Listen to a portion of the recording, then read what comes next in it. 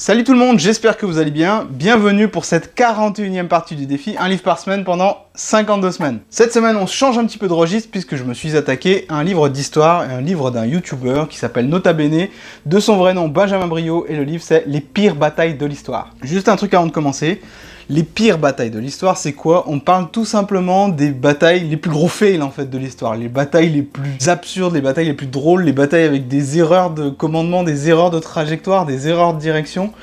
C'est des épisodes qui sont pas connus, donc ça c'est plutôt agréable, et ma foi il y en a 10 qui sont décrits, autant de chapitres qui vont au fil du temps. On commence dans l'Antiquité et on termine par une bataille un petit peu plus récente. On parle de tout ça après le jingle.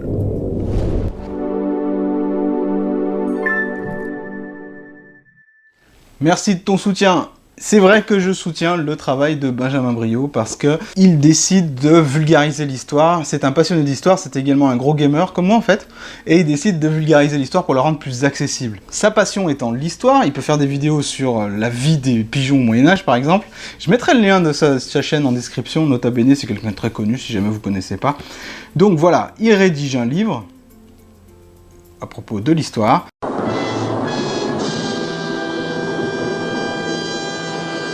Donc quels sont mes retours sur ce livre? Qu'est-ce que vous allez y trouver dedans? Et est-ce que c'est intéressant de le lire? Et pour qui il s'adresse? Alors on va aller dans l'ordre. Qu'est-ce qu'on y trouve dedans? J'en ai déjà parlé, c'est des batailles de l'histoire, les plus gros faits de l'histoire. Chaque chapitre commence de la même façon, avec un dessin qui un peu synthétise le champ de bataille vu du dessus. Ensuite, vous avez une description de l'histoire, du contexte. C'est très important que vous compreniez le contexte dans lequel la bataille a lieu. C'est pas juste le récit de la bataille avec les forces en présence, c'est bien, c'est vraiment décrit comme une histoire, un petit peu documentaire. C'est un style à la fois roman et documentaire. Dans chaque chapitre, on trouve également à un moment une partie qui est écrite en italique. Cette partie écrite en italique, il faut savoir que c'est totalement romancé. C'est un roman en fait. C'est lui qui me l'a dit récemment en fait, sinon je l'aurais pas deviné tellement que c'est bien écrit. Non, c'est... Oh. Et enfin, vous avez une petite gravure en fait, une petite illustration qui représente un petit peu l'ambiance de la bataille, qui a pour but en tout cas de représenter l'ambiance de la bataille.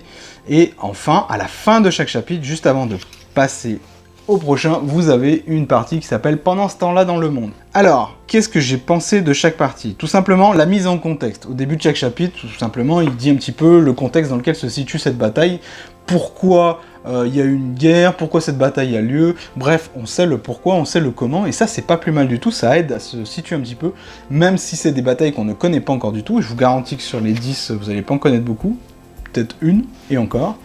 Là, vous avez vraiment une mise en contexte qui est, ma foi, très intéressante. Après, sur le côté, la gravure, enfin l'illustration du début avec le champ de bataille, personnellement, on la regarde un petit peu, mais vu le format du livre qui est poche, une fois qu'on est lancé dans l'histoire, on revient rarement en fait vers la gravure du début qui nous dit un petit peu comment la bataille s'est déroulée, parce qu'on n'y comprend pas grand-chose en fait, et ça n'apporte pas grand-chose non plus. La partie romancée, si elle est très intéressante et très bien écrite, non plus, je dois dire que moi, elle m'apporte pas grand-chose. C'est vraiment... au niveau documentaire, ça apporte pas d'éléments supplémentaires, et au niveau roman, je trouve que ça fait un peu répétition avec la mise en contexte et la description de la bataille et de comment c'est raconté. A noter que le texte est vraiment très très bien écrit, ça se dévore, ce livre se dévore. Vous pouvez l'envisager dans le cadre d'un défi, un livre par semaine. De toute façon, il possède moins de 300 pages. Donc voilà, je crois qu'il en a 50 000 mots à peu près. Donc c'est pas mal, c'est pas mal, ça se lit bien. Une partie que j'adore, c'est le « Pendant ce temps-là dans le monde ». Parce que pendant ce temps-là dans le monde, ça vous dit qu'est-ce qui se passe, comme son nom l'indique, ça vous dit ce qu'il se passe d'événements au même moment dans le monde, et ça vous aide un petit peu à situer non pas l'histoire que du pays, mais également l'histoire du monde. Ça vous aide à y voir également beaucoup plus clair. C'est bourré d'informations, on en apprend énormément sur tous les pays du monde en fait. Moi ça me rappelle un peu mes parties d'Europa Universalis, donc c'est un jeu, hein. J'aurai peut-être l'occasion d'en reparler dans une vidéo, parce que pour moi c'est le jeu qui vous fait devenir vraiment bon en histoire géo. Quand je lui dis écoute, ça me fait penser à Europa Universalis, j'ai été très surpris d'apprendre que lui il joue pas à Europa Universalis. Comment c'est possible ça? Au niveau du livre, qu'est-ce que j'ai également aimé? Au niveau des notes, les notes de chapitre, c'est pas des notes de bas de page en fait, c'est chaque chapitre qu'on possède un petit peu ses références avec quelques petites lignes qui l'accompagnent. Je vois ça de plus en plus dans le livre, c'est quelque chose que je vais faire également moi-même parce que je trouve que c'est beaucoup plus intéressant que juste une liste d'articles scientifiques. Ça prend plus de pages du coup, mais du coup c'est beaucoup plus clair et si on a envie d'aller plus loin, on a beaucoup de possibilités pour aller plus loin. Des références qui sont très intéressantes, des références qui sont très documentées.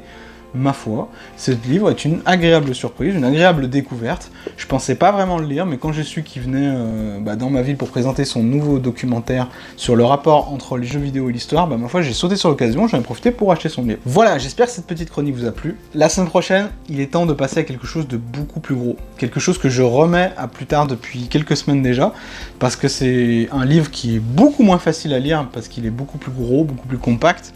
Vous en avez peut-être déjà entendu parler. Ça s'appelle « Tout le monde n'a pas eu la chance de rater ses études » d'Olivier Roland. Le truc, c'est que, bon, bah voilà, encore une signature. J'aime bien lire les livres qui m'ont été signés, en fait. Là, je le remets à plus tard parce que le volume est absolument énorme. J'ai pas encore compté le nombre de mots, si ça se trouve, il est plus gros que le bouquin de Steve Jobs, à voir. C'est écrit petit, donc voilà, c'est quelque chose que, ça y est, là je suis prêt, c'est le bon contexte. Comme vous avez pu le remarquer, je ne suis pas chez moi, donc j'ai pas accès à Internet autant que je voudrais. Mais bon, voilà, du coup, je vais avoir beaucoup plus de temps de lire, et c'est pas mal du tout. Voilà, c'était tout pour la chronique du 41e livre de Un livre par semaine pendant 52 semaines. Je vous retrouve la prochaine fois pour une prochaine vidéo. Je dis salut, bye bye. Attends, on refait, c'est nul. Chaque jour, je vous parle ça, il y a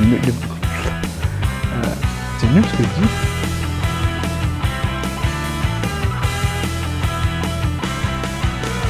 Ah punaise, on va faire un bêtisier avec tout ça.